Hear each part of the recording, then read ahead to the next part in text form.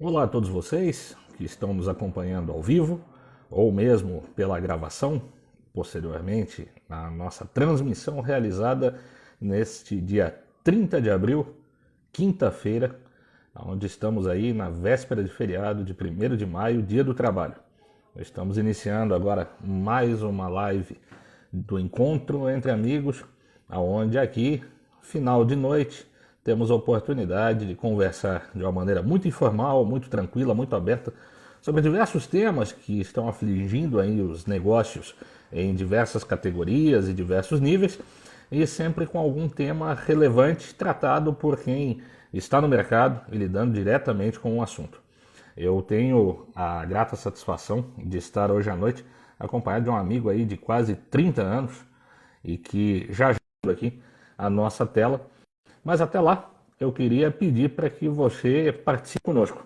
Nós estamos aí num horário de muita tranquilidade, nós estamos aqui todos entre amigos, mas para a gente fazer esse bate-papo fluir ainda mais, você pode participar conosco. Então, lá na parte inferior da tela, você vai encontrar o campo de comentários, onde você pode encaminhar a sua pergunta, a sua dúvida, o seu comentário e estar ativamente aqui no nosso papo, na nossa conversa. Você pode ainda, ali no aviãozinho, naquele triângulo, convidar outros colegas, outros amigos, para que se juntem também a nós e a gente possa otimizar aí esse tempo, todos aqui, entre amigos, conversando num bate-papo muito bacana e formal. E lógico, gostou do bate-papo? Ali no cantinho, coraçãozinho, você sinaliza para nós que o assunto tá jóia, tá bacana. E esse assunto eu tenho certeza que para muitos vai ser bem impactante, bem interessante. A gente vai falar de relações institucionais e governamentais nesse dia que é celebrado o Dia do Associativismo. Então é muito propício aí o tema para o nosso bate-papo. Eu vou falar com quem entende do assunto, que já está na tela aqui com a gente, meu amigo Edgar Uzui. Edgar, você não sabe a satisfação que eu tenho, meu amigo, de ter você hoje à noite aqui conosco para esse bate-papo. Som, vídeo, tudo ok aí? Boa noite. Oi, amigo, boa noite. Eu tô te ouvindo muito baixo. Eu tô tentando regular aqui se tem algum problema no meu equipamento, mas tô te ouvindo bem baixinho. Você tá me Nós ouvindo? estamos conseguindo te ouvir bem aqui. Tá, só um segundinho que eu vou identificar o que tá acontecendo aqui. Condições técnicas, normal. Pronto, pronto. Agora tá resolvido. Tudo Tô ouvindo certo. bem. Meu amigo, boa Bacana. Boa noite. noite, Edgar. Legal falar contigo. Legal poder estar aqui para falar de um tema que me encanta muito e que eu acho que é tão importante agora nesse momento que a gente está vivendo. Obrigado pelo convite. Tamo junto. Tamo junto. Eu só quero saber o seguinte: se a sua taça tá mais estilosa hoje que a minha caneca. Olha, Essa é a essa pergunta. tua, essa tua caneca aí é bonita. A minha tá boa, mas a tua caneca aí é bem importante. Tá certo. Edgar, olha, fico muito feliz de você estar aí com a gente e já aproveito para agradecer os primeiros contatos que estão integrando aqui o nosso bate-papo. Rodrigo Fernandes Pereira, Grande muitos Rodrigo. importantes assuntos, e estar com um amigo aqui vai ser ainda mais especial. Experiências empreendedoras, MX Mendonça. Estamos aqui também com a Suzane, está entrando agora, a Isabela Medeiros, o Cássio Batista. Obrigado, Cássio, por estar aqui com a gente. Renato Cássio, grande Barcelos, Cássio. obrigado, Renato. Muito importante você estar com a gente aqui também. E vão aí também convidando os amigos para que a gente tenha aí um grupo bacana. Hoje, na quinta-feira, véspera de feriado, a gente está muito tranquilo para fazer um bate-papo bem livre e bem solto aqui, porque, mais uma vez, estamos entre amigos. E eu queria começar te perguntando, né, Edgar?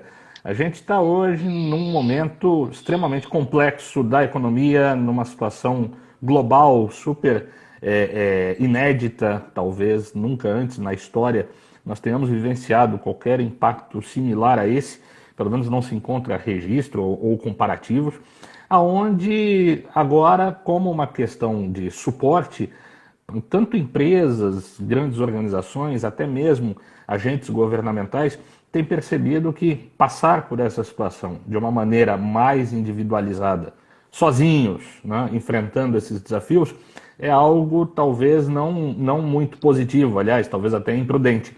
É o que nos leva, né, à primeira deixa. Estamos falando, já o nome diz, relações, tanto institucionais quanto governamentais. Queria que você, nessa introdução, pudesse contar para nós um pouco do que é esses termos do ponto de vista profissionalizado que temos hoje, não só no Brasil, mas também no mundo. Bom, para a gente conseguir fazer um contexto, é importante entender por que o agente de relações governamentais surgiu.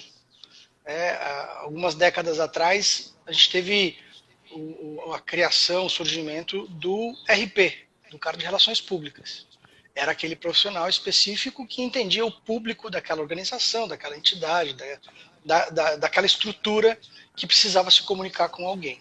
E ele buscava especificamente o público dele. Aí ali, década de 80, 90, nós tivemos a globalização. E aí surgiu uma outra figura, que era o RI, o cara de relações internacionais, porque precisava entender esse contexto de política internacional, legislação internacional, dominar a língua, era um cara com ferramentas específicas. E nesse meio de caminho, principalmente depois da redemocratização brasileira, por conta da estrutura, do tamanho do nosso Estado, do modelo que a gente tem, cunhou-se a necessidade de um profissional que entenda como se comunicar com o governo.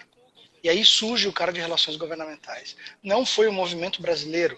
Isso acontece em todos os países do mundo, em muitos países do mundo. A gente tem estruturas muito mais maduras, essa figura já atuante, como o caso dos Estados Unidos, que é uma profissão regulamentada, no Canadá, na França, aqui na América do Sul, Chile é referência para todo mundo que está avançando, né, nesse tema. Então, a atividade de relações governamentais surgiu da necessidade da sociedade conversar com o poder público, levar para ele as suas necessidades, os seus pleitos, e de contrapartida o poder público receber essas informações para legitimar políticas públicas, para melhorar a qualidade de legislações, de normas que estão sendo realizadas. É aí que entra o cara de relações governamentais. E assim, sempre foi potencializado, sempre foi aumentado o trabalho de quem faz relações governamentais, que a gente chama sinteticamente de HelGov, né, de relações governamentais. O cara de HelGov é o cara que aparece principalmente no momento de crise. E crise é o que não nos falta hoje em dia no Brasil, no Estado e no mundo, né? É verdade, nós estamos aí numa situação crítica, né? Talvez falar em crise é algo curioso, porque na história recente nós manifestamos como crise diversos movimentos que ocorreram, sempre naquela condição insatisfatória ou de falta de uma condição ideal, aquela que favorecesse um pouco a nossa operação, o nosso mercado, às vezes o nosso país, né? E nesse momento, quando nós falamos que todos estão em crise, quer dizer, todos estão na condição desfavorecida, a gente tem uma escala global, aquilo que às vezes a gente tem no município, no estado, no país. Né? Se nós formos pensar, por exemplo, na condição orçamentária, nenhum desses poderes tem plena condição de atender 100% de todos os pleitos. Então, é nessa interlocução que o agente governamental tem a oportunidade de identificar as condições prioritárias também, né? Como é que acontece na prática esse entendimento, essa troca de informações e a construção dessas prioridades? André falou assim, a palavra mais importante, construção. É claro, nós estamos vivendo um momento de bastante crítico, bastante agudo para todo mundo. Não só as estruturas governamentais estão com problemas financeiros, problemas estruturais para manter as suas atividades, como principalmente o cidadão comum. A gente sente nas nossas vidas ao redor da gente pedido de renegociação, de pagamento de aluguel, redução de custo, a medida provisória possibilitando suspensão de contrato dos colaboradores, redução de jornada. Isso tudo a gente percebe que a crise está dos dois lados do balcão, tanto do lado do Estado como do lado da sociedade. É nesse momento que a gente tem que ter alguém que entenda como funciona o processo decisório público para conseguir levar as necessidades que estão surgindo a cada momento na sociedade. E aí eu te dou dois exemplos muito concretos que a gente viveu há bem pouco tempo. No início da quarentena, a maioria das cidades, ou muitas das cidades, fecharam as suas divisas para controlar a entrada de pessoas de outros municípios, de turismo, enfim. Só que ao fechar uma divisa de um município, Tem todo um questionamento jurídico, se podia, se não podia, não vou entrar nessa seara, mas quando você fecha a fronteira do teu município para todos, você fecha para o fornecedor do alimento que vai reabastecer o supermercado, você fecha para o técnico que vai fazer a manutenção da internet, da net e das casas das pessoas. Imagina a gente em quarentena, sem internet, sem telecomunicação nas nossas casas, como estaríamos.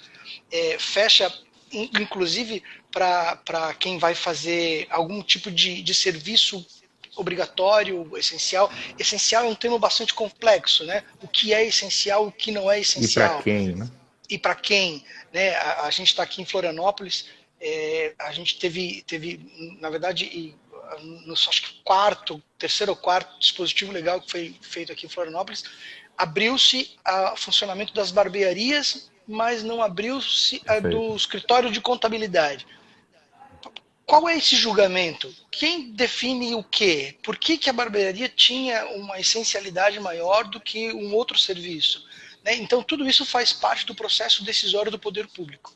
E se a sociedade consegue participar disso através de uma construção, como você falou, a gente consegue ter um canal de comunicação com credibilidade. Porque é muito fácil e é muito comum o cidadão reclamar, brigar, e só ir ao poder público nos momentos mais agudos, problemas mais problemáticos, para brigar, para questionar, para botar em xeque o que está sendo feito. O que o profissional, o agente de relações governamentais tenta fazer, ou busca fazer, que é uma das melhores ferramentas, é criar um canal de comunicação perene. Não só um canal de comunicação para pedir, assim para contribuir com informações para a construção de políticas públicas, para levar informações, porque é inimaginável que o agente público, em qualquer tipo que seja, do técnico de carreira ao eleito, é inimaginável que essas pessoas tenham condições de ter um conhecimento aprofundado de todos os tipos de temas que passam pela frente deles no mandato. Né? A gente fala assim, vamos falar de um senador. O cara tem que entender de nanotecnologia e agronegócio e ONG e meio ambiente e direito tributário. Como que essas pessoas vão dar conta? Não tem como. Então o papel que o agente de relações governamentais faz é municiar eles de informações verdadeiras, informações concretas. E essa construção, quando é feita com responsabilidade, quando é feita com transparência, dá para aquele agente de relações governamentais possibilidade, num momento de crise mais pontual como esse, a gente ser ouvido. Porque a dificuldade que se tem hoje de fazer a atuação da nossa atividade porque antes a gente sentava com o deputado, com o senador, com o ministro, com o secretário, olhava olho no olho, e a comunicação é muito maior, a comunicação corporal, do que a comunicação verbal. E aí você conseguia entender se o cara estava concordando, se o cara estava discordando, se ele estava prestando atenção em ti ou não. Hoje a gente manda o WhatsApp, recebe um joinha, e aí não se sabe o que aconteceu. Então, hoje é uma dificuldade de a gente saber se está sendo ouvido, porque nós, agentes de relações governamentais, representamos alguma parcela da sociedade. Pode ser uma ONG, pode ser uma associação de moradores, pode ser uma grande indústria, pode ser uma empresa, pode ser um conglomerado, mas todos nós que fazemos essa atividade junto ao poder público, estamos representando alguma parcela da sociedade que tem sim a sua legitimidade. Na verdade, assim, né, todos os setores econômicos, eles têm a sua importância, a sua relevância, porém nem todos descobrem o canal correto para que essa legitimidade seja efetiva, né? E aqui eu quero já parabenizar de pronto e agradecer a presença de alguns amigos que se juntaram conosco, o Hélio Dagnoni, vice-presidente de turismo aqui da FEComércio, obrigado Hélio, Rogério Siqueira, grande agente de turismo também, ambos envolvidos aí no processo de governança do turismo, que é uma palavra, né, que o ente público passou a conviver de uma maneira muito forte, e alguns desses termos passaram a ter ressignificação, né? Quando você traz que o agente público está cada vez mais recebendo suporte técnico para suas decisões, a gente percebe que a gente sai daquela condição do passado que era muito pessoal e que talvez tenha tirado o valor de alguns termos tão importantes, que era o que eu queria te fazer como pergunta agora. Aquela palavra lobby, que hoje ainda assusta muitos, né? Ela é o termo efetivo utilizado nos Estados Unidos, na Inglaterra, para traduzir essa operação de governança com o apoio aí de um técnico nessa construção legal. Como é que você vê essas diferenças de percepção pública dessas operações lá fora e aqui no Brasil hoje? É interessante a gente falar o termo lobby para as pessoas entenderem o que é, da onde veio. E aí eu te peço licença para contar uma historinha. Da onde surgiu isso e por que lobby? 1700 e alguma coisa, Ulysses Grant era o presidente dos Estados Unidos. E, se eu não me engano, ele era de Ohio. E quando ele ia para fazer atividade como presidente dos Estados Unidos em Washington, ele ficava num hotel, o Hotel Willard, que é famoso, hotel que muitas das decisões políticas da história americana passaram por lá, muitos presidentes moraram lá, ainda existe, é um hotel simbólico para a política americana. E o Ulysses Grant, depois das atividades dele como presidente, ele ia para o hotel, tomava um banho e ele descia para o saguão do hotel para relaxar, para tomar um conhaque, para fumar um charuto, que à época era muito comum isso em locais fechados. E aí, nesse momento, quem queria acessar o presidente dos Estados Unidos para levar para ele alguma informação e tentar influenciar a decisão dele, fazia nesse momento de recreação dele. E o que acontecia? Quando ele já tinha tomado uma ou duas doses de conhaque, ele ficava mais fácil, mais suscetível de comunicação. E aí o que acontecia isso? Acontecia no lobby do Hotel Willard. Então a palavra lobby, dessa atividade de influenciar, de estar presente no processo decisório público, nasceu ali. Existem outras histórias da teoria que surgiram em outros lugares, mas a mais corrente é que o presidente Ulysses Grant que dizia que o pessoal do lobby do hotel me falou, porque os lobistas falaram isso. Aí nasceu essa palavra que hoje é tão confundida, né? Eu tenho no Google Alerts, no meu e-mail, eu recebo todos os dias, quando aparece alguma notícia sobre lobby, sobre relações governamentais, sobre advocacy, para eu monitorar, para eu entender o que está acontecendo. E cara, todo momento eu recebo alguma notícia dizendo fulano de tal, eu recebi hoje, não lembro exatamente quem, fulano de tal fez lobby pro fulano de tal no time de futebol, não sei o quê. Tudo bem, se a gente for parar para pensar no conceito mais amplo de fazer lobby, de fazer uma defesa de interesse, a gente nasce fazendo lobby. O bebê, quando chora porque está com fome, ele está defendendo o interesse dele de mamar. Então ele está fazendo lobby. Se a gente tiver essa noção ampla do que é o lobby, tudo bem, beleza. Mas o que a gente faz hoje não é mais tão improvisado no saguão de um hotel depois de doses de conhaque. O que a gente faz hoje como agente de relação governamental é publicizável, é na agenda, é transparente, é com legitimidade e com informação técnica. Então, assim, existe uma confusão sobre o que é lobby, como usar lobby, que a imprensa faz, infelizmente, o desfavor de confundir lobby com corrupção. Foi fazer lobby, foi levar dinheiro. Não. Isso o Código Penal já trata há bastante tempo. Não é lobby isso. Né? No lobby, se a gente for para um conceito mais estrito da atividade de influenciar o poder público. E aí o pessoal, os mais teóricos, tem um conceito que lobby seria a defesa de interesse, mas estrito senso, com um foco mais econômico, mais pontual. Eu, Edgar, defendendo a empresa tal para falar com o ministro tal na mudança daquela legislação que tem impacto no setor. Isso seria lobby. E aí um outro termo foi cunhado para fugir dessa pecha negativa, que é o advocacy, que seria atividade de influenciar o poder público através da opinião pública com objetivos mais difusos, com interesses mais coletivos.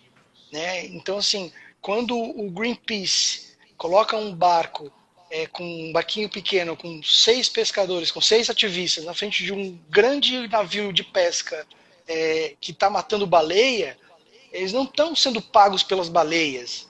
Eles estão defendendo o interesse difuso de manter aquela espécie e blá blá blá. Então, cunhou-se, principalmente do pessoal do terceiro setor, esse termo do advocacy. Eu, particularmente, não consigo ver que tem tanto espaço entre os dois conceitos. Tem algumas pessoas que não concordam exatamente comigo, mas eu entendo que tanto advocacy quanto lobby são ferramentas da atividade de relações governamentais. Eu posso querer influenciar o governo de alguma forma e eu posso ir falar especificamente sobre aquela atuação para a minha empresa, ou eu posso fazer com que a opinião pública pressione a decisão pública.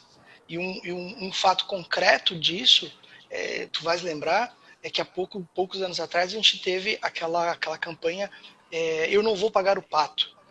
Tinha um pato amarelo na Avenida Paulista, botaram o pato na frente do Congresso, entregavam os patinhos amarelos. O que dizia essa campanha? Ninguém mais quer sobrecarga tributária, ninguém quer mais aumentar a carga tributária do cidadão, porque estava se aventando ressuscitar a CPMF ou alguma coisa nesse sentido. Beleza, eu acho que se a gente perguntar para todo mundo que está participando aqui com a gente, quem quer pagar um pouco mais de tributo, levanta a mão. Vai ser difícil alguém que queira pagar mais tributo. Então a gente entende que isso é uma causa difusa, é coletivo. Ninguém quer pagar o pato. Né? A gente já está cansado de tanta carga tributária. Mas aí eu te pergunto, quem começou a campanha? Quem pagou essa campanha? Foi a Federação das Indústrias do Estado de São Paulo, a Fiesp. E aí, se a gente olhar que o interesse da Fiesp era que o industrial do Estado de São Paulo não queria pagar mais tributo, a gente pensa que a atividade era um lobby, porque eles estavam pressionando o poder público diretamente para que não tivesse impacto econômico nas indústrias de São Paulo. Mas eles usaram também o advocacy, fazendo campanhas publicitárias, trazendo a opinião pública para o lado deles, para conseguir alcançar o objetivo. E aí é nisso que eu defendo a minha interpretação, que são duas ferramentas da atividade de relações governamentais que podem ser utilizadas dependendo da estratégia, dependendo do tipo de público, qual é o stakeholder, o que a gente vai fazer. Então, assim, lobby no Brasil ainda precisa amadurecer bastante, a gente está dando largos passos e a crise faz com que isso se apure, mas eu acho que ainda precisa muito as pessoas entenderem que quando a gente fala que está fazendo lobby, a gente não está fazendo crime. Que sim, pode ter alguém que está fazendo crime e dizendo que está fazendo lobby. Mas quem está fazendo atividade de relações governamentais do jeito que nós estamos fazendo, a gente está às claras, à luz da lei e completamente legitimado por uma parcela da sociedade. Que aí a gente traz um outro termo também de origem externa, né, Uzui, e que hoje a advocacia ela tão bem, né, incorporou e que as instituições, principalmente empresariais, têm de uma maneira muito rápida trazido também à tona, que é compliance. Né? Na verdade, o processo de transparência, a condição de ética, né, e a aplicação dos recursos, principalmente, para suas finalidades adequadas, né, que envolvem aí todo o compliance de governança, elas têm sido cada vez mais estimuladas pelas organizações, até para que elas não tenham essa dupla interpretação. Olha, estou fazendo a defesa de determinado item, mas não é apenas para um benefício próprio, e sim para um benefício coletivo, que por vezes alguém precisa levantar a bandeira e tomar a frente para liderar o processo. E que as instituições estão aí colocadas justamente para essa finalidade, não é isso? O compliance é um termo que parece ser novo, mas ele não é tão novo assim. No Brasil é que ele explodiu aí nos últimos 1 ano e meio, 2 anos, e até há que se cuidar, porque tem bastante gente que diz que está fazendo compliance, mas é algo complexo e algo que tem que ser customizado especificamente para aquela organização. Não tem como pegar uma receita de bolo. Aqui está a minha política de compliance que serve para padaria, para o açougue e para borracharia. né? Especificamente dentro da cultura da empresa, como funciona os fluxos de processo dentro da empresa, e é um assunto que casa muito, muito bem com relações governamentais. Porque se a gente se coloca como o interlocutor entre organizações sociais e poder público de maneira transparente, técnica, legal, legítima, como que eu vou bater lá na porta do poder público e dizer, estou falando em nome de alguém sério, se o cara não tem uma política de compliance bem feita dentro de casa? Se eu bato no peito e digo, eu estou defendendo uma organização e venho aqui, às claras, defender o interesse desse setor, mas lá ele está sonegando, ele está subornando, ele está internamente desrespeitando os direitos dos colaboradores, ele está fazendo conluio. Então, assim, uma coisa precisa estar casada com a outra. É impossível que a gente tenha levante a bandeira de uma estrutura, de uma organização que não tenha internamente isso muito claro. É um risco que nós, agentes de relações governamentais, temos. E a gente, na Integra, né, na nossa empresa, a gente tem isso muito claro. A gente parece um pouco de presunção, mas quando a gente conversa com o cliente, a gente diz assim, a gente precisa de alguns dias para validar se a gente quer trabalhar para vocês.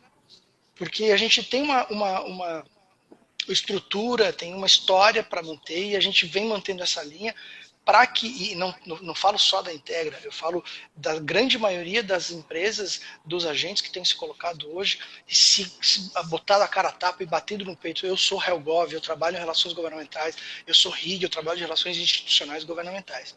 Porque a gente que coloca a cara na janela é porque a gente se garante e a gente sabe da responsabilidade que tem.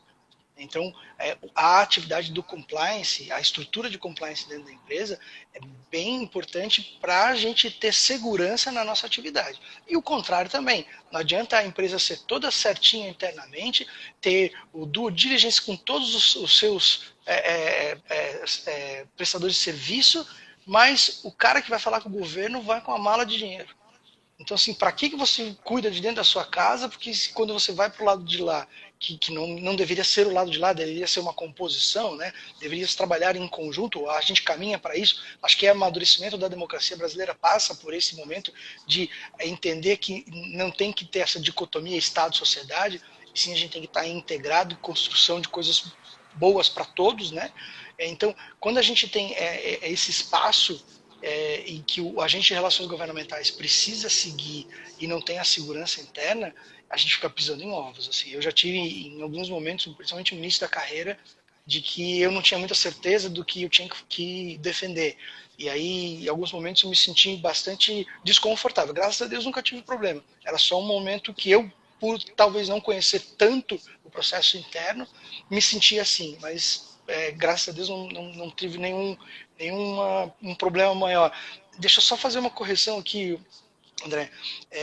O meu querido amigo e professor Marcelo Xavier de Mendonça, foi meu professor de comunicação e gestão de crise, me corrigiu. Eu falei que Ulysses Grant foi presidente dos Estados Unidos em 1700 e alguma coisa. Ele me corrigiu, ele mandou aqui para mim no WhatsApp. 1869 a 1877. Professor, obrigado pela correção. Excelente. Mais uma vez aprendendo com o senhor. Obrigado. Não só ele, né? Todos os que estão participando conosco, tem muitas pessoas assim de muito tempo que nós não víamos, alguns que faziam tempo que eu não tinha a oportunidade de encontrar aqui. Estou revendo aqui na nossa live, estou muito feliz aí. Henrique Zanon aqui conosco, Rai Martins, Flávio Martino, estamos aí com o Vinícius Rotzal também, a Conceição Junks, o Ramsés, que esteve comigo ontem aqui, Fabiano Meirelles, né, eu vim lá diretamente do Canadá, uma turma muito boa, muito obrigado a todos vocês. E por favor, junto conosco, né, vamos debater um pouquinho mais no campo de comentários lá embaixo. Você coloca a sua pergunta, você coloca a sua observação e a gente vai trazer para cá. Queria te fazer mais uma pergunta, Edgar, que dentro desse acompanhamento contínuo e diário de relações governamentais, uma das condições, como você mesmo disse, é a perenidade, e isso perpassa por ter um olhar para o legislativo continuamente, vendo o que está sendo colocado de projeto de lei, vendo quais são os interesses que já estão sendo abordados ou os que precisam entrar, e isso exige uma dinâmica e muito forte, muito profunda, Se você puder trazer um pouco da nossa realidade em Santa Catarina para exemplificar como é essa dinâmica do profissional de relações governamentais, seria muito legal para a gente entender um pouco da realidade aí do dia a dia do profissional. André, um passo atrás. O profissional de relações governamentais não monitora exclusivamente o legislativo. O que a gente faz é o monitoramento do legislativo, do executivo, muitas vezes do judiciário e principalmente dos temas que estão em voga na sociedade. Porque o que a gente precisa estabelecer para ter uma atividade propositiva é identificar dentro da sociedade um pleito, uma necessidade, um tema, para que a gente leve isso para os decisores públicos, independente de qual dos poderes que eles estão, para construir políticas públicas. Políticas públicas são remédios para as dores da sociedade. Então, se a gente consegue contribuir nessa construção, ou através de uma legislação nova no legislativo, ou uma política pública, algum programa, alguma coisa mais específica no executivo, e até no judiciário, através das decisões, que isso também interfere, né? A gente tem isso muito claro e muito latente na política brasileira, a participação do judiciário, né? E tem bastante crítica sobre isso, mas é uma realidade, eu não estou aqui para querer fazer julgamento nenhum, a gente está trabalhando com o que tem, e entender o que está acontecendo nos três ambientes, legislativo, executivo e judiciário, e principalmente entender a ansiedade e a necessidade da sociedade como um todo, é algo bastante importante para que a gente consiga fazer um trabalho mais completo. Aí, especificamente nos poderes. O poder legislativo, se a gente falar na esfera federal, é menos complicado. Câmara e Senado, e quando unidos o Congresso, a gente tem o processo legislativo digital. A gente consegue transparência no que está acontecendo. A gente consegue participar agora, inclusive a gente consegue participar de algumas, de assistir, né, não de participação, de algumas reuniões que estão sendo feitas remotamente. No executivo é um pouco mais complexo, porque é difícil a gente conseguir monitorar o que está sendo decidido, o que está sendo trabalhado, o que está sendo pesquisado dentro de uma agência reguladora, dentro de uma secretaria ou de um conselho que compõe um ministério. Aí é um pouquinho mais no final do processo decisório que a gente consegue perceber. Quando isso precisa ser levado ao legislativo, a gente fica sabendo, né, a gente acompanha os projetos que são apresentados pelo executivo, ou quando isso vai para o diário oficial e a gente acompanha já uma nomeação, uma portaria, uma mudança, uma portaria interministerial, a gente acompanha o que está acontecendo, já é um pouquinho mais reativo. O legislativo é o ambiente, a gente consegue mais antecipar uma crise, ou uma oportunidade, contribuir no discurso, no processo. Né? Existem algumas ferramentas que a sociedade tem para participação do processo decisório no legislativo.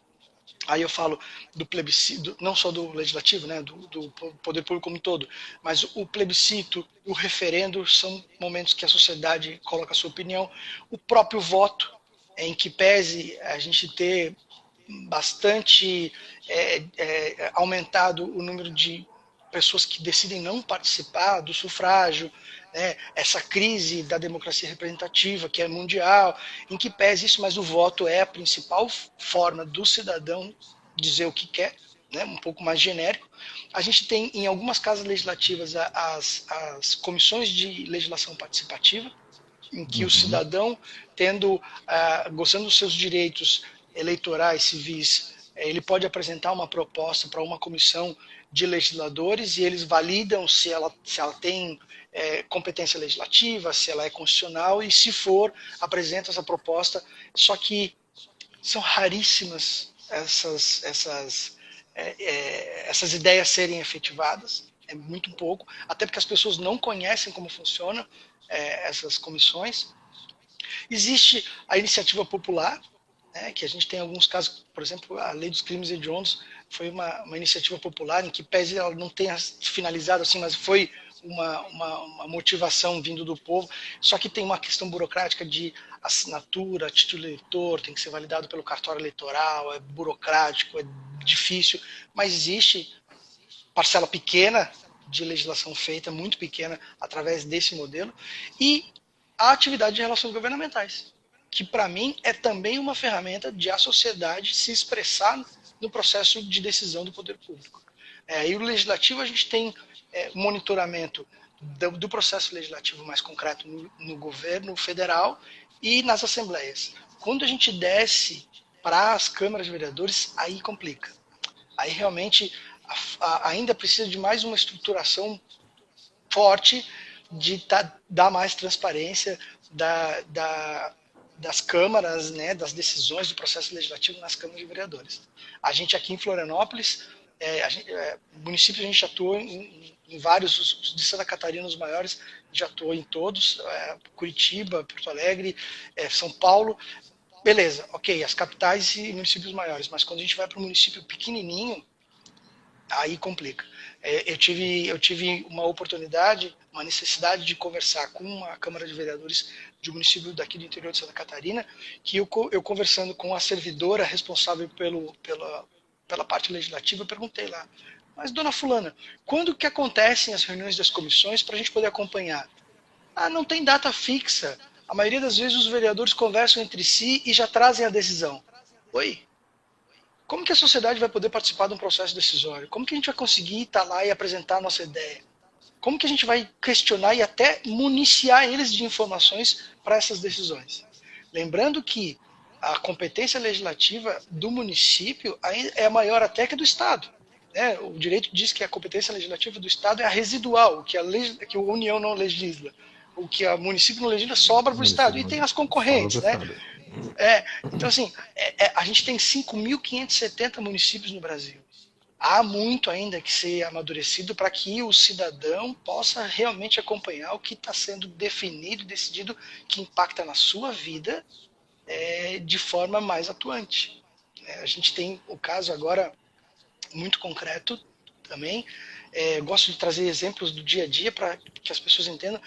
Depois que o judiciário definiu que os municípios é que iam legislar sobre o transporte por aplicativos, Uber, 99, Cabify e afins, tem que monitorar 5.570 municípios.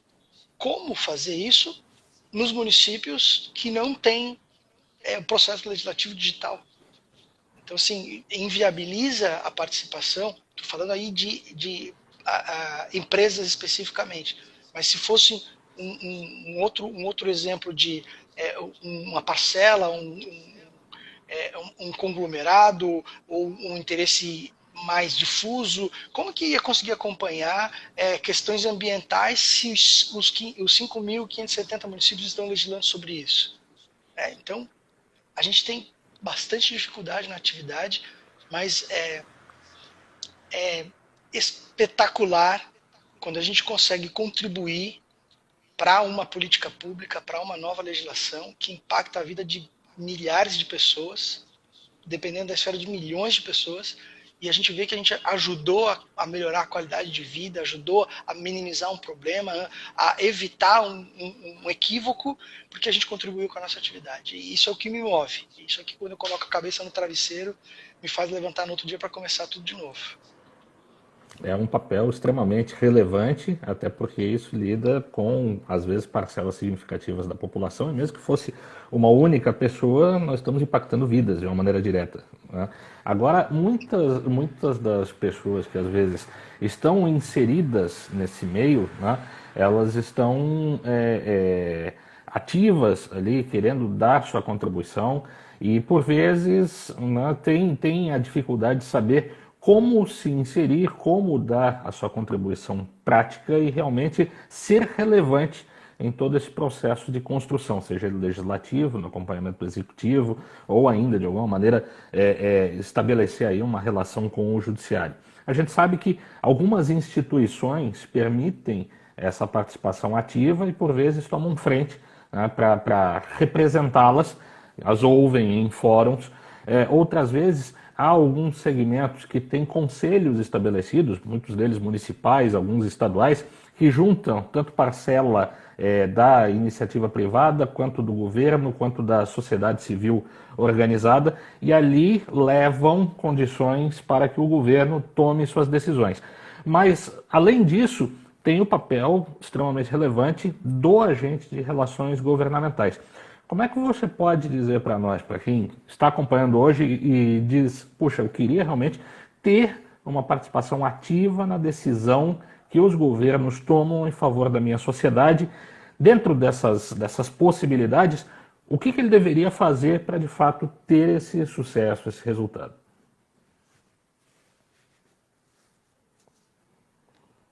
Acho que o seu som saiu. Oi, voltou? Voltou. Ok. Quando você fala de aglutinar de estruturas, empresas, sociedade, organizações não governamentais se ombrearem para fazerem essa defesa, é muito forte isso. Porque é muito mais legítimo eu falar em nome de uma federação que aglutina sindicatos, que aglutina empresas, do que eu falar em nome de duas empresas. A legitimidade do discurso é muito mais forte.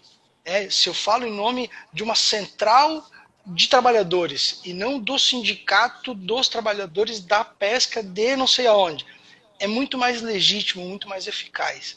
Quando a gente fala de no terceiro setor, vou imaginar aqui associações quilombolas reunidas em um núcleo só, também é mais legítimo do que falar única e exclusivamente daquela comunidade quilombola. Então isso é muito importante. A gente fala isso muito em relações governamentais, modelo de coalizão de defesas, que é quando a gente consegue trazer para a mesa de discussão pessoas que são oponentes na opinião para construir em conjunto, buscando o mínimo denominador comum, o mais legítimo para todo mundo, que nunca vai ser perfeito para todo mundo, e se for perfeito para alguém, é muito imperfeito para o outro. Então, quando a gente consegue fazer isso, juntar estruturas que têm interesses comuns e levar para uma mesa uma discussão madura e transparente na coalizão de defesa, trazendo players que não falam a mesma língua, a gente sai dali com uma legislação, com uma política pública muito mais eficaz e muito mais concreta. Então, aquela entidade, aquela pessoa, aquela estrutura que quer participar, precisa, é um bom caminho, ver quem que pode participar junto com ela e, mesmo assim, sendo uma frente parlamentar reunida para escutar uma confederação, vai precisar do agente de relações governamentais, vai precisar dessa estrutura transparente, principalmente, né, André, num Brasil pós-Lava Jato, né, em que evidenciou-se que quando se misturava essa relação profissional, pessoal e muitas vezes não republicana, dá problema. Passou-se um momento em que o empresário tinha medo de falar com o político e o político estava ressabiado em receber o empresário. Vai saber quem está gravando o que está filmando não sei o que tira do contexto, e depois que o estrago está feito, e depois que a reputação foi riscada, né, para gerenciar esse problema, para explicar que o focinho do porco não é tomada, é muito complexo. Então, nesse Brasil pós-Lava Jato, cada vez mais ter um profissional com ferramentas técnicas, treinado, especializado, para fazer esse papel, é o que dá mais resultado. E ainda existe muito o deixa que eu falo com ele é meu amigo de faz tempo, eu conheço ele da eleição, eu patrocinei a eleição de não sei quem, existe. Mas a tendência é que isso vá diminuindo para que a gente consiga ter essas relações mais transparentes e mais, principalmente legítimas. Acho que a palavra que vai muitas vezes repetir na minha fala é a legitimidade, diferença entre o que é legal e o que é legítimo. Né? É legal aumentar o imposto, está na lei que pode, mas não é legítimo porque não é a vontade do povo. Então essa diferença de legalidade e legitimidade, a gente trabalha muito com legitimidade, de que não, peraí, tem uma parcela da sociedade que a gente representa que é tal, tal e tal, que tem esse interesse. É claro que vai ter outra que é outro interesse. E aí a gente entra nessa arena de discussão, de conversa, de tentar compor para alcançar um objetivo mais coletivo e melhor. O melhor caminho do agente de relações governamentais, do HelGov, é quando a gente consegue alcançar o objetivo do cliente, trabalhando com lobby, mas também fazer um reflexo positivo para a sociedade, para o coletivo. Que a gente consiga juntar os dois valores. O valor para o cliente, que pode ser um valor econômico, reputacional, pode ser um valor de representatividade, mas também conseguir deixar um legado, deixar algo positivo para os demais. E aí quando a gente consegue aglomerar esses dois resultados, é o objetivo melhor de todos, e aí a gente bota a cereja em cima do bolo, literalmente. Em um processo democrático de uma escala menor, né? Que às vezes estamos acostumados Exatamente. só com os pleitos aí públicos, mas a gente tem como praticar essa condição democrática no dia a dia nessas operações. Eu quero agradecer aqui o Luciano Baldança, que está nos acompanhando lá de Portugal. Obrigado, Luciano. Pizetti, que está aqui com a gente, a Daniela, enfermeira, doutor Lídio, obrigado, Lídio, por estar conosco aqui, a Carol Krebs. E eu queria puxar duas perguntas aqui dentro desse desenho. Tem mais uma pessoa que colocou aqui esse comentário, eu queria só localizar, eu acho que foi o Cássio. O Cássio e depois o Glauco Assunção, eles perguntam com um olhar um pouco mais para frente. Né? Nós percebemos hoje essa necessidade.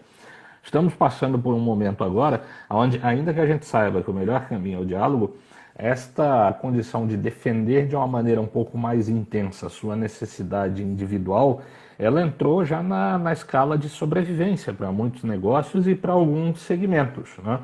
Como é que você vê o papel, a atuação dessa pessoa que está dedicada para essa união e formatação desses pleitos que vão ser levados às esferas governamentais e lá negociados na pós-pandemia ou daqui a alguns meses? Né? Como é que você percebe a evolução desse cenário entre o privado comunitário e o governamental? Primeiro, ressaltar que tanto o Cássio quanto o Glauco são expoentes na atividade. Né? Muito legal estar com a participação deles, eu agradeço. O Cássio, um amigo, um profissional de relações governamentais diferenciado, está em Brasília, está lá no olho do furacão, está fazendo um trabalho sensacional lá, e o Glauco aqui em Santa Catarina fazendo diferença também. Obrigado pela pergunta de vocês, que são pessoas que eu admiro bastante profissionalmente. Pós-pandemia, pós-quarentena, muita coisa tende a mudar. Né? Essas dificuldades que a gente está tendo de acesso ao processo decisório está fazendo que também, como todo mundo, os HelGovs se reinventem. Né? A gente também tem que buscar alternativas de como estar presente, de como levar as nossas informações para o decisor público. E aí tem dois momentos. Aquele HelGov mais antigo, que já tem laços construídos há bastante tempo, mas que não tem tanta habilidade com tecnologia, tende a enfraquecer. E aquele cara que está chegando agora, mas entende as ferramentas tecnológicas que estão salvando a nossa atividade agora, videoconferência, WhatsApp, mandar e-mail, e Telegram, e Zoom, e o Airby, é o que está salvando a nossa atividade agora, tende a equalizar um pouco mais. Aquele cara que está chegando agora, mas que domina as ferramentas e consegue acessar assessores e os tomadores de decisão em si, e aquele que tem mais dificuldade, que ainda precisa do telefone e estava acostumado numa reunião ao vivo, tende as coisas a equilibrarem um pouco mais. Isso é uma coisa que eu vejo. A segunda coisa, percebo também que nós vamos a quem faz a atividade fora de Brasília e um pouco de São Paulo, né, núcleo do poder e núcleo econômico do país, mas quem está nos outros estados e agora está tendo dificuldade de estar indo para lá, não tem como voar, o hotel está fechado, isso e aquilo, e as reuniões virtuais estão acontecendo a todo momento, a toda hora, eu acho que essa vai virar mais uma ferramenta que vai economizar a atividade, que vai, consequentemente, ser mais acessível às estruturas que não têm tanta estrutura financeira, as organizações que não têm tanta estrutura financeira. Então, aquele sindicato um pouco menor, aquela associação um pouco menor, aquela entidade um pouco menor, que antes tinha muita dificuldade de pegar e bancar o seu representante em Brasília, porque tinha que pagar o voo para Brasília é caro, e aí tinha uma reunião na segunda, outra reunião na quinta, e fica, não fica, vai ou volta. Essa estrutura, que é uma grande maioria, vai poder utilizar das reuniões virtuais. E aí o que vai potencializar quem está estruturado em Brasília. Porque quem vai estar em Brasília já vai estar lá e vai aumentar a demanda para quem tem estruturas montadas lá, para as consultorias, para as empresas que estão lá em Brasília mais próximos do poder, que só pegar o carro e ir lá conversar com o ministro. Então, são cenários que eu vejo que vão alterar bastante. Uma coisa que me chamou a atenção nesse momento de pandemia foi a acessibilidade dos tomadores de decisão através das tecnologias. Eu tive a necessidade, algumas semanas atrás, de acessar três secretários de Estado aqui em Santa Catarina, que eu fiz pelo WhatsApp. Oi, secretário, tudo bem? Meu nome é Edgar. A gente teve naquela reunião, eu represento. Oi, tudo bem, tudo bem. E consegui desenrolar o que eu precisava pelo WhatsApp. O que antes ia ser muito mais difícil. Ia ser difícil até ter o número do secretário. Né? Eu falei anteontem com assessores de ministro. Olha só, o ministro vai estar com a agenda, assim, tá tendo essa facilidade. Né? Então, acho que são 3 momentos que vão ser diferentes, a gente tem que se adaptar. Vai ser uma possibilidade de as estruturas menores terem mais acesso, vai valorizar Brasília, e principalmente vai ser mais uma ferramenta de a gente conversar. Eu entendo que vai ser assim, ó. As videoconferências vão ser com os assessores. E havendo a necessidade, a gente vai ter que se deslocar para sentar na frente do ministro, do deputado, do senador, quem seja, para a cartada final, para definir, para posicionar, e assim. Muito importante, muita coisa se define com os assessores. O processo decisório não está na ponta da caneta de quem assina. Ele é influenciado, e aí mapeamento de stakeholders, ele é influenciado por todas as pessoas que estão em volta dele. Vou te dar um exemplo prático. Se eu chego com um ofício que eu tenho que entregar lá na agência reguladora, na Anatel. Eu chego lá na Anatel, protocolo na Anatel, levo lá no gabinete e entrego para o assessor que está na porta. Que pode ser o motorista, pode ser o estagiário, pode ser o chefe de gabinete, pode ser. Esse documento fala sobre esse assunto, eu queria que chegasse e tal, no presidente por isso. Aquele assessor que olhou, e se ele não entendeu, ou se ele não deu tanto valor àquela matéria, isso pode ficar alguns dias na pilha de papel dele até ele despachar com o chefe. Então o processo decisório já começou ali. Então a pressão nisso, a velocidade que isso vai acontecer, já começa ali. A decisão do legislador, de quem quer que seja, passa pelos seus valores pessoais, pela sua estrutura de assessoria, pelos seus valores de casa. Né?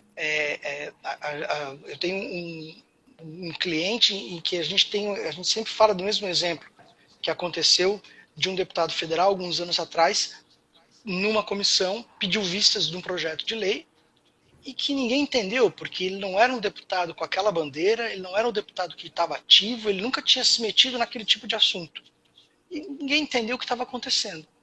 Aí fomos entender, fomos buscar, descobrimos que ele tinha um irmão no estado dele que era exatamente do grupo de pessoas que tinha interesse naquele assunto. A gente pensou, beleza, vamos falar com o irmão do deputado e aí vamos poder ter acesso ao deputado, que a gente não estava conseguindo marcar reunião, não estava conseguindo conversar nem ser recebido. Fomos falar com o irmão. Ele falou assim, não falo com meu irmão há 15 anos. Complicou. E aí, para encurtar a história, a gente teve que acessar a mãe do deputado, porque era uma briga dos 2 irmãos, aquele assunto que ele pediu vista do projeto, para pedir para a mãe do deputado falar com ele, dizer, meu filho, para de birra com o teu irmão, porque vocês brigaram, não interessa, solta esse projeto que é interessante para a vida dele, para a carreira dele. Então, assim, as variáveis do processo decisório na nossa política são absurdas. Então, a necessidade de a gente mapear, entender quem é, por que é, de onde vem, qual foi a eleição dele, como geograficamente o eleitorado dele está disposto, quais são as bandeiras que ele representa, o histórico desse agente público. Isso tudo faz parte das estratégias que a gente monta para poder fazer atuação. Volto a dizer, transparente, às claras, com dados públicos, publicizável. Só que é um grande desafio. É um grande desafio. Muito bom, Edgar. Eu acho que assim, os comentários falam por si. Nós estamos com muitos colegas aqui participando ativamente conosco. Tivemos aqui o JF Alvarez, aqui colocando a concordância, né, da aplicação em várias esferas dessas condicionantes que você comentou. O Rodrigo Fernandes Pereira. Rodrigão, obrigado aí por estar nos acompanhando. JD Peixoto. E a Gisele Ferreira aqui mencionando, né, como a tecnologia está democratizando todo esse processo, inclusive nas esferas públicas. Nós estamos caminhando para os últimos 5 minutos aqui da nossa live. Daqui a pouco o Instagram já vai sinalizar que o nosso tempo está esgotando. E eu queria, antes da gente fechar, que você desse aí as suas últimas recomendações para quem está nos acompanhando agora.